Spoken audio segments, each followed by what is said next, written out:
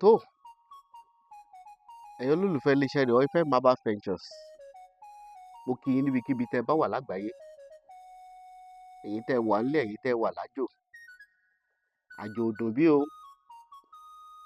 Ẹ gbọ́ ná, ilé ńkọ́ sí lédùn bí àbí òdò?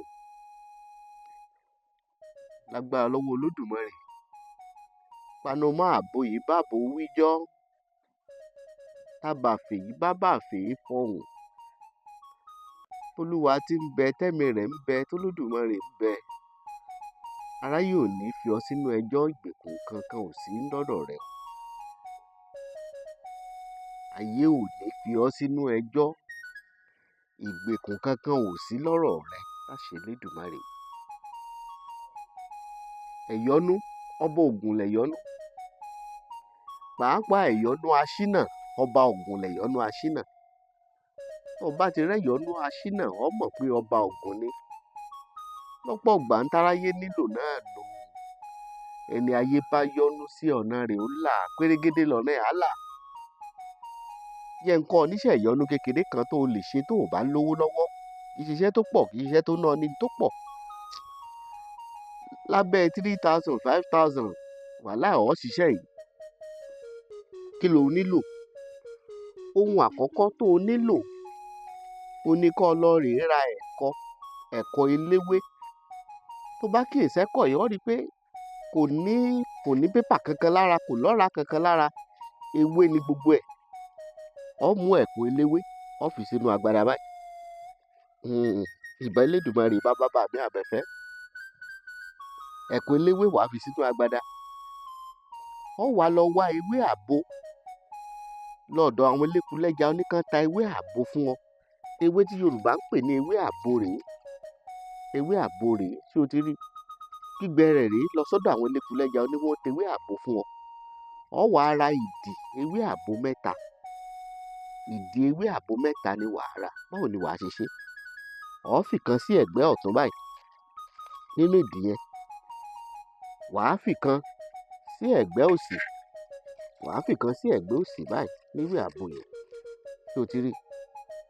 Ó wàá mú kan tó kù. Ó wàá dàbò lórí báyìí. Sọ̀rọ̀ kó ọ̀rẹ́ kan mọ́. Ayé ò lè fi ọ́ pamọ́ o. Ó wàá wá odidi atare mẹ́ta. Odidi atare mẹ́ta. Ó fi kan sí lẹ́gbẹ̀ẹ́ báyìí. Ó fi kan sí lẹ́gbẹ̀ẹ́ kejì. Ó wàá mú kan tó kù. Ó fi lé lórí. Ó wàá jó. Tó bá ti jó ògùn yìí ló bá parí, ló bá tán. Tó bá ti jó ògùn yìí tán, ìwọ pò lọ́ṣẹ. Nílẹ̀ Yorùbá, ọṣẹ mọ́ làáfó, ìyẹn ọṣẹ funfun. Tó bá ti dọ́dọ̀ àwọn elékulẹ́ja ọlọ́fẹ́ rọṣẹ mọ́ làáfó, ọṣẹ white ní Yorùbá sábà máa ń lò, ní bàbá mi sábà máa ń lò láti ṣiṣẹ́ yìí. Jẹ́ n wí báwọn. Ọṣẹ tí bàbá tèmi máa ń lò láti ṣiṣẹ́ yìí, ọṣẹ funfun ní Yorùbá máa ń pè ní ọṣẹ mọ́ làáfó.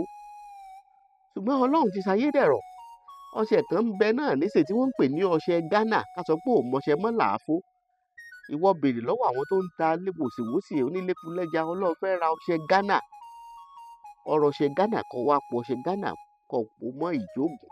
Tó bá jó látara kìíní, tó bá ti pò mọ́, wọ́n máa fọṣẹ yìí wẹ̀. O lè fi wẹ̀ láàárọ̀ tó bá wù ọ́. O lè fi wẹ̀ lọ́sàn-án tó bá wù ọ́. O sì lè fi wẹ̀ lálẹ́. Ẹlòmíràn tó wá bí mi léèrè pé bàbá ṣé dandan ni kó jẹ́ kẹ̀kẹ́ ìbílẹ̀? Ẹ wo oògùn tí ò jẹ́ ewé ẹ̀ lókù kan. Bọ́ọ̀ lo kẹ̀kẹ́ ìbílẹ̀ ó lọ. Bọ́ọ̀ lo kẹ̀kẹ́ ọlọ́ràá táwọn eléèbó máa ń tà wàláhì ó lọ flọ̀. Ẹ̀mí àwa ni ṣé tó bá lò tán ṣé kò wọ́n jáde lọ́jọ́ yẹn? Ọ jáde o, ọ jáde o, yóò ṣe t'Olúwadé ó ṣe o. Iṣẹ́ yìí ò léèwọ̀ kankan. Wàláhì kò léèwọ̀. Iṣẹ́ yìí ò léèwọ̀.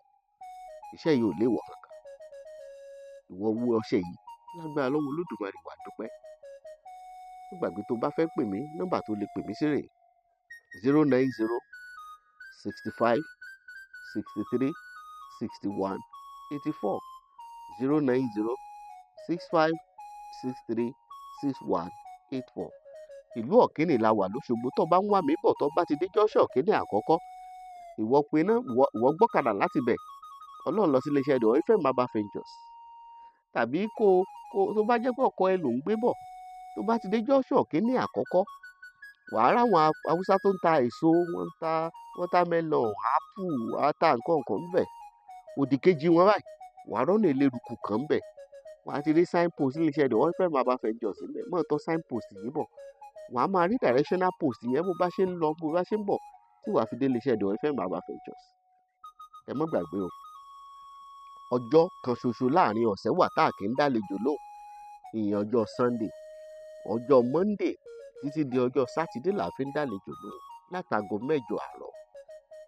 Ayọ̀ rẹ ò ní dìbàjẹ́, ká pàdé láyọ̀.